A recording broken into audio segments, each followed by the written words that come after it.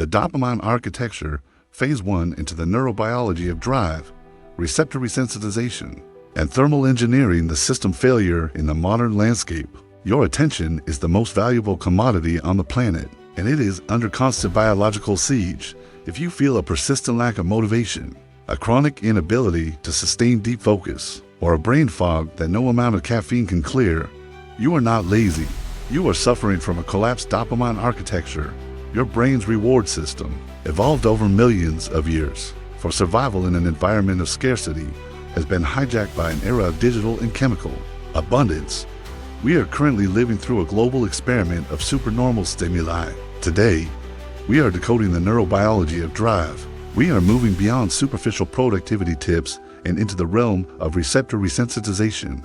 We are here to rebuild your neural pathways, master deep focus, and reclaim your competitive edge in a world designed to keep you distracted.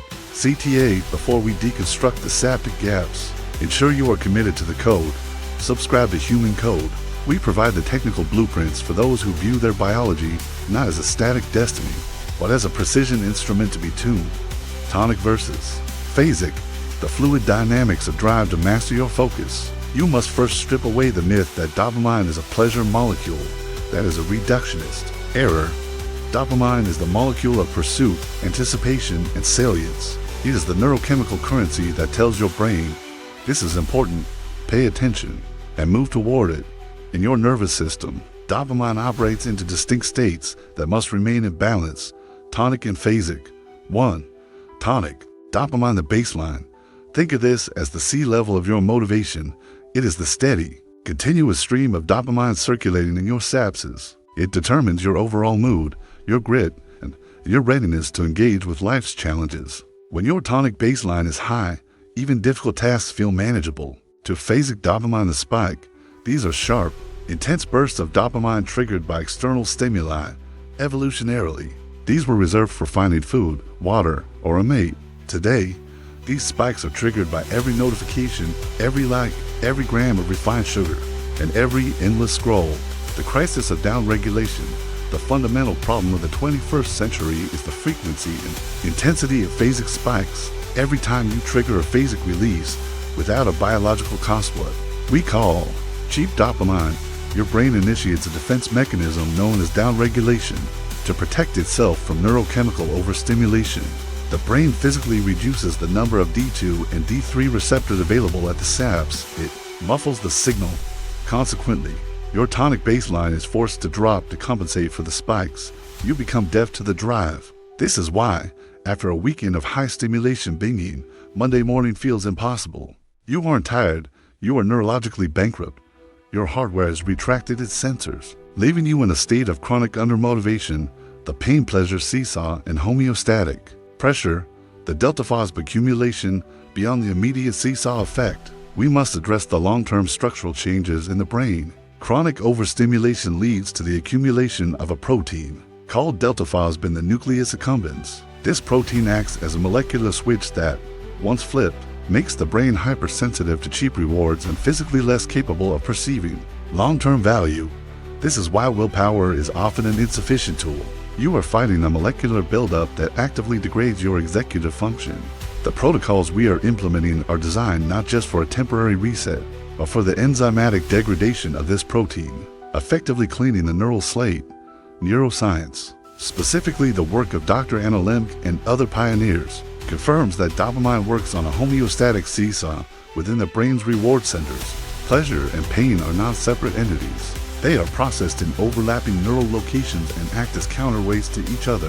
When you experience a high dopamine event, let's say, a binge of high-speed digital entertainment, the seesaw tips violently toward the side of pleasure. However, the brain's primary objective is homeostasis stability. To bring the seesaw back to level, the brain immediately applies a pain counterpressure, the dopamine crash. This counterpressure is often felt as a hangover of boredom, anxiety, or irritability. If you continue to push the pleasure side through more cheap stimuli, your brain responds by making the pain side heavier and more persistent.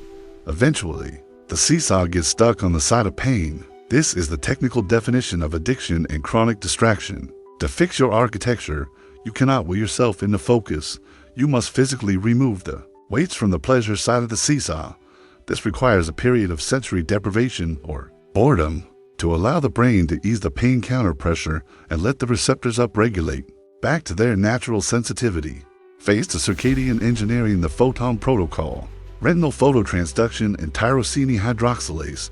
To understand why light is mandatory, we must look at the enzymatic level. Sunlight exposure doesn't just wake you up, it acts as a primary regulator of tyrosine hydroxylase. Thesis: without adequate photon density hitting the melanopsin ganglion cells in your eyes, your body's factory for dopamine stays in low power mode. Regardless of how much caffeine or tyrosine you ingest, you are essentially trying to run a high-performance engine without an ignition spark. Morning sunlight provides that spark, ensuring that your nutritional substrates are actually converted into the drive you need for deep work. Your dopamine architecture is not a closed loop. It is an open system tethered to the circadian clock. The production and release of dopamine are deeply regulated by the suprachiasmatic nucleus SCN, the master clock in your brain. The morning photon protocol, the most critical moment for your dopamine system, occurs in the first 30 minutes of your day. Exposure to bright, natural sunlight ranging from 10,000 to 50. Zero lux is not a lifestyle choice, it is a biological mandate. When photons hit specific melanopsin-containing cells in your retina, they send a direct electrical signal to the SCN. This triggers a cascade. 1.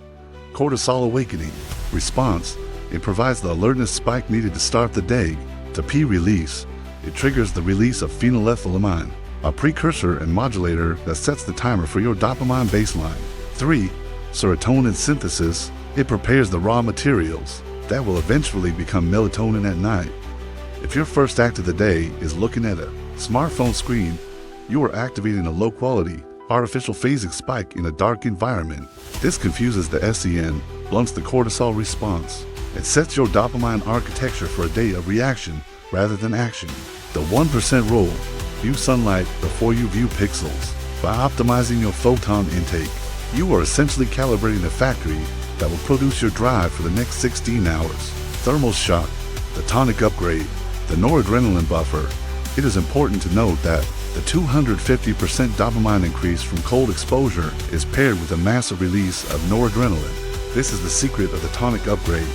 While dopamine provides the push or desire to work, noradrenaline provides the focus and mental clarity required to sustain that push. This synergistic release creates what we call a neurochemical buffer. It makes your mind resilient to distractions because the signal-to-noise ratio in your brain is temporarily boosted, allowing you to stay locked into a single task while the rest of the world fades into the background. If sunlight sets the timer, deliberate cold exposure is the turbocharger for your baseline. While we've discussed mitochondria in previous sessions, the impact of cold on neurochemistry is unparalleled. Unlike a digital spike or a stimulant like caffeine or nicotine, which causes a sharp rise followed by an inevitable crash, immersion in cold water approx 50°F 10°C triggers a unique response. Research shows a sustained increase in baseline tonic dopamine of up to 250%. The engineering advantage: this increase is gradual and, most importantly, it does not result in a crash. Instead, it raises your tonic floor for 3 to 6 hours. This is pure hardware engineering. By utilizing controlled thermal stress, you are forcing the nervous system to increase its catecholamine capacity. You are training your brain to maintain high levels of drive and alertness without the catabolic cost of artificial stimulants. You are building a sturdier engine that can handle higher RPMs of focus without burning out. The sovereign architect and the biological clock, environmental friction and predictive coding. Your brain is a prediction machine, and it is constantly leaking dopamine through environmental leaks. If your smartphone is in your field of vision, your brain is spending a percentage of its tonic dopamine baseline just to not look at it. This is decision fatigue at a saptic level. To protect your architecture, you must implement the high friction rule. Increase the physical cost of low-value behaviors. Move the phone to a different floor. Delete the apps that trigger the loop. By increasing the friction of the distraction, you decrease the dopamine bleed, preserving your neurochemical capital for the projects that actually move the needle of your life. Mastering your dopamine is the ultimate competitive advantage in an economy that runs on attention. By resetting your baseline through receptor resensitization, utilizing circadian photon protocols, and implementing thermal shock, you move from being a reactive organism to a proactive architect. You are no longer a slave to the ping of a notification. You are reclaiming the drive that is your biological birthright, the same drive that allowed our ancestors to hunt, build, and innovate against all odds. However, your neurochemistry is only one part of the equation. Even a perfectly focused brain will eventually be limited by the degradation of its supporting hardware, the biological clock. If your markers of cellular aging are accelerating, your peak performance window is closing every single day. In our next session, we will decode reversing biological age. We will analyze the 2026 protocols for testing your true age through epigenetic clocks and the specific interventions from senolytics to NAD precursors to rewind your cellular clock and extend your high performance years. The diagnostic question: which part of your dopamine architecture is currently leaking? Is it the digital spikes, constant scrolling? Is it the lack of morning lights, starting the day in the dark? Or is it the postprandial crash, losing focus after meals? Leave a comment below with your biggest distraction. We analyze your input to build our future protocols and refine the lost manual. Like this video if you choose focus over distraction, and subscribe to join the 1%. Master the drive. Own the outcome. The code is biological. The mastery is yours.